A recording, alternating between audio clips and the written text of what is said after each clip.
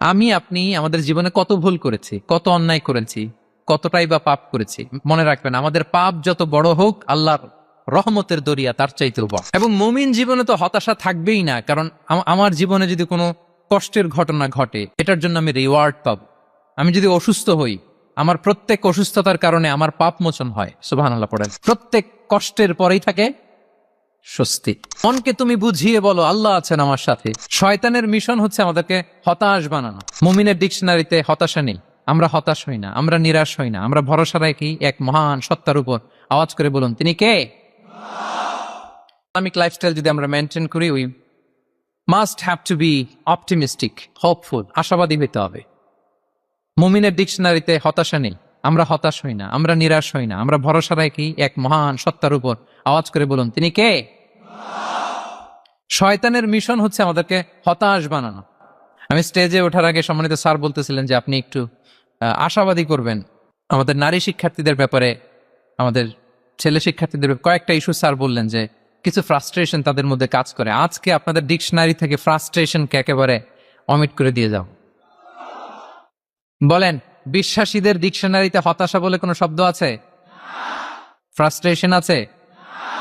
কারণ শয়তানের মিশন হচ্ছে আমাদেরকে হতাশ বানানো। কি বানানো? শয়তান আমাদেরকে আশাবাদী করতে চায় না। সে চায় আমরা যেন হতাশ হই। আমি ভুল করেছি, পাপ করেছি, অন্যায় করেছি, তো শয়তান সেই পাপের সাগরে আমাকে হাবুডুবু খাওয়াতে চায়। বলে, আর অনেক ভুল হয়ে গেছে, অনেক দূর তুই চলে এসেছিস, আর আল্লাহ তোকে ক্ষমা করবে না, থাক এখানেই থাক, করতে থাক। এরকম শয়তান টেম্পটেশন দেয়, প্রভোকেশন করে। কিন্তু শয়তান জানে না যে আল্লাহর রহমতের দরিয়া কত বড়। শয়তানের মিশন হচ্ছে আমাদেরকে হতাশ বানানো। আর আল্লাহর বাণী আমাদের হৃদয়ে আশা জাগায়, আশাবাদী করে তোলে। আল্লাহর এই কিতাবের, কোরআনের প্রতিটি আয়াতে পরতে পরতে পাবেন আপনি মোটিভেশন, ইন্সপিরেশন। আল্লাহু আকবার। লা তাহজান ইন্নাল্লাহা মা'ানা। মনকে তুমি বুঝিয়ে বলো আল্লাহ আছেন আমার সাথে। জাহাঙ্গীরনগর বিশ্ববিদ্যালয়ের আমার সুপ্রিয় শিক্ষার্থী বন্ধুরা, এই বাক্যটি নিজের জীবনের জন্য, নিজের জীবনের সাথে সেট করে নেন। মনকে তুমি বুঝিয়ে বলো আল্লাহ আছেন আমার সাথে। বিপদে আপদে, আমাদের লাইফে আপস এন্ড ডাউনস থাকে, সব মুহূর্তে আমরা এই কথাটা খেয়াল করব যে কেউ যদি আমাকে হেল্প করার জন্য নাও থাকে, এক মহান সত্তা আছে। তিনি কে? আল্লাহ রাসূল সাল্লাল্লাহু আলাইহি ওয়াসাল্লাম, আবু বকর রাদিয়াল্লাহু তাআলা আনহু গারে সাউরে হিজরতের রাতে লুকিয়ে আছেন। কুরাইশরা খুঁজতেছে। আবু বকর রাদিয়াল্লাহু তাআলা আনহু তটস্থ, না জানি ধরা পড়ে যাই। তিনি বলছেন, কুরাইশরা আমাদের এত পাশ দিয়ে যাচ্ছে, একটু মাথা নিচু করলে দেখে ফেলবে আমাদের। রাসূল সাল্লাল্লাহু আলাইহি ওয়াসাল্লাম বলছেন যে ভয় পেও না। আবু বকর, তুমি কি ভেবেছো আমরা এখানে গুহাতে দুইজন? না না, এই গুহায় আমরা দুজন নই, আমাদের সাথে একজন মহান সত্তা আছে। তিনি কে? আমরা তিনজন এখানে। লা তাহজান ইন্নাল্লাহা মা'ানা। ভয় পেও না, হতাশ হয়েও না, নিশ্চয় আল্লাহ আমাদের সাথে আছে। আল্লাহ তাআলা সরাসরি কথাটাকে কোরআনে কোট করেছে যে লা তাহজান ইন্নাল্লাহা মা'ানা। তাহলে সুপ্রিয় বন্ধুরা, এই বাক্যটা আমাদের খেয়াল রাখতে হবে যাদের মধ্যে ফ্রাস্ট্রেশন কাজ করে, যে মনকে তুমি বুঝিয়ে বলো কে আছেন আমার সাথে? আল্লাহ আছেন আমার সাথে।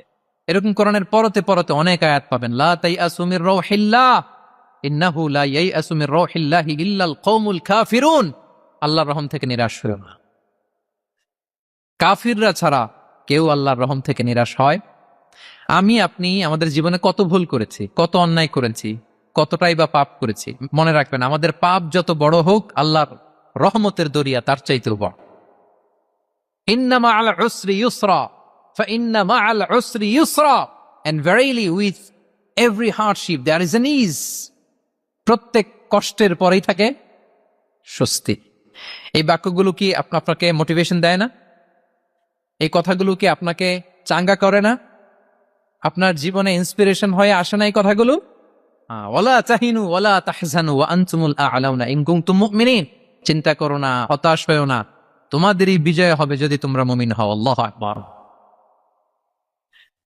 তাহলে আপস এন্ড ডাউনস থাকবে, এবং মুমিন জীবনে তো হতাশা থাকবেই না, কারণ আমার জীবনে যদি কোনো কষ্টের ঘটনা ঘটে, এটার জন্য আমি রিওয়ার্ড পাব।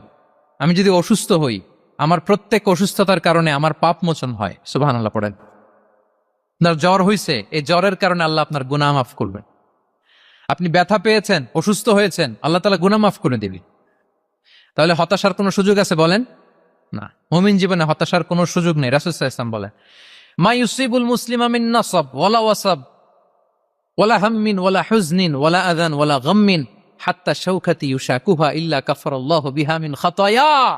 মুমিন জীবনে যত ব্যথা, কষ্ট, দুঃখ, এমনকি ফল পাড়তে যে গাছের কাটার খোঁচা যদি খান, রাসূল সাল্লাল্লাহু আলাইহি ওয়াসাল্লাম বলেন ওই খোঁচার ব্যথার কারণে আল্লাহ তোমার গুনাহ মাফ করে দেয়। কেউ অসুস্থ হয়ে রাসূল সাল্লাল্লাহু আলাইহি ওয়াসাল্লামের কাছে আসলে রাসূল সাল্লাল্লাহু আলাইহি ওয়াসাল্লাম কি বলতেন জানেন?